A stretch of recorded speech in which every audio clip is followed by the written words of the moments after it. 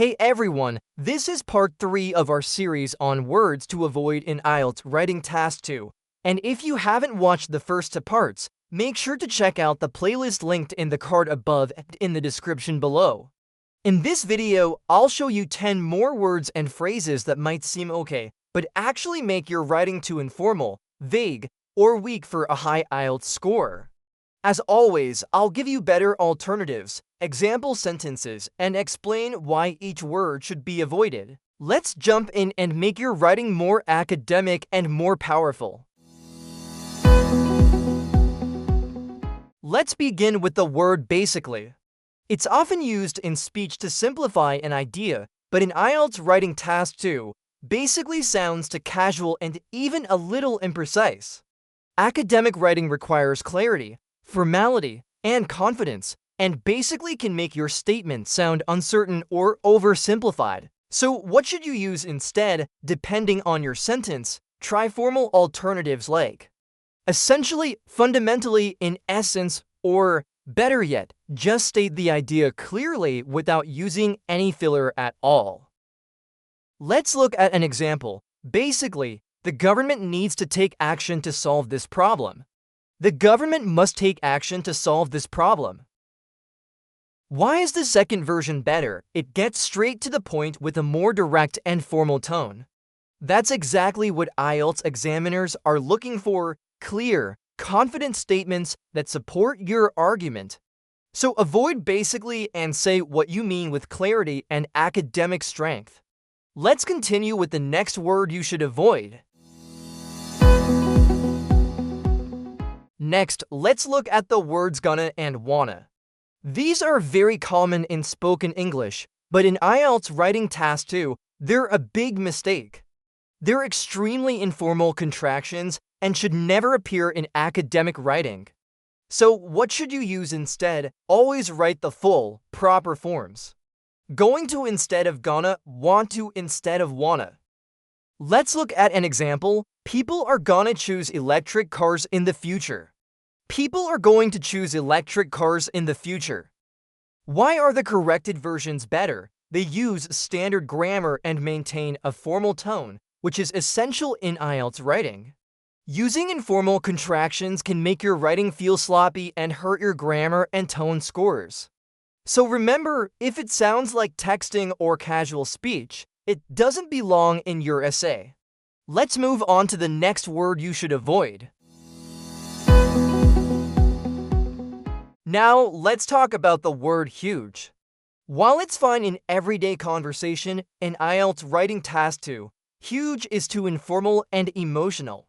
It exaggerates rather than explains, and academic writing requires more neutral and precise vocabulary. So what should you say instead? Depending on the context, use more formal and appropriate words like enormous, substantial, significant, considerable, or large scale. Let's look at an example. There has been a huge increase in online shopping. There has been a significant increase in online shopping. Why is the second version better? Significant sounds more formal and measured. It avoids exaggeration and helps you maintain a serious, academic tone, exactly what examiners want in task to writing. So instead of saying huge, choose a word that is clear, formal, and specific to your meaning. Let's keep going with the next word to avoid. Next up is the word maybe. It's common in spoken English, but in IELTS Writing Task 2, maybe is too informal and uncertain. Academic writing requires clarity and confidence, and maybe makes your ideas sound weak or unsure. So what can you say instead? Use more formal expressions like perhaps it is possible that, or it could be argued that, depending on the sentence. Let's look at an example. Maybe technology will solve the problem. It is possible that technology will solve the problem. Why are these versions better? They sound more academic and objective, which helps you maintain a formal tone while still showing possibility or uncertainty in a professional way. So avoid using maybe in your essays and replace it with expressions that are both formal and precise. Let's move on to the next word you should avoid. Let's take a look at the word kids. Although it's widely used in everyday conversation, kids is too informal for IELTS Writing Task 2. In academic writing, you need to use formal, respectful, and precise language, and kids just doesn't meet that standard. So what should you say instead? Use more formal terms like children, young people, or youth, depending on the context. Here's an example: kids should be taught about healthy eating at school. Children should be taught about healthy eating at school. Why is the second version better? It sounds formal, respectful, and appropriate for an academic essay. Using kids can make your writing sound casual or even careless, which could affect your tone and vocabulary score. So always replace kids with a more formal alternative like children when writing your IELTS essay. Let's continue with the next word. Next, let's talk about guy or guys. These words are common in spoken English, but in IELTS Writing Task 2, they're far too informal and not appropriate for academic writing. They sound conversational and don't reflect the professional tone that IELTS essays require. So what should you use instead? Depending on your meaning, you can use people, individuals, men, young people, or the public, whichever fits best in context. Let's look at an example. Many guys think university is not necessary. Many young people believe university is not necessary. Why is the second version better? It uses formal vocabulary that fits an academic essay. Avoiding casual words like guy helps you sound more credible and serious, and that's what examiners expect in Task 2. So leave guys for everyday conversation and choose more precise, academic terms in your writing. Let's move on to the next word. Now let's look at the word cheap. While it's easy to use in conversation, cheap can sound negative or informal in IELTS Writing Task 2. It often carries a judgmental tone, suggesting low quality, which might not be what you really mean in your essay. So what should you say instead? Try more formal and neutral alternatives such as inexpensive, affordable, low cost, or cost-effective, depending on your meaning.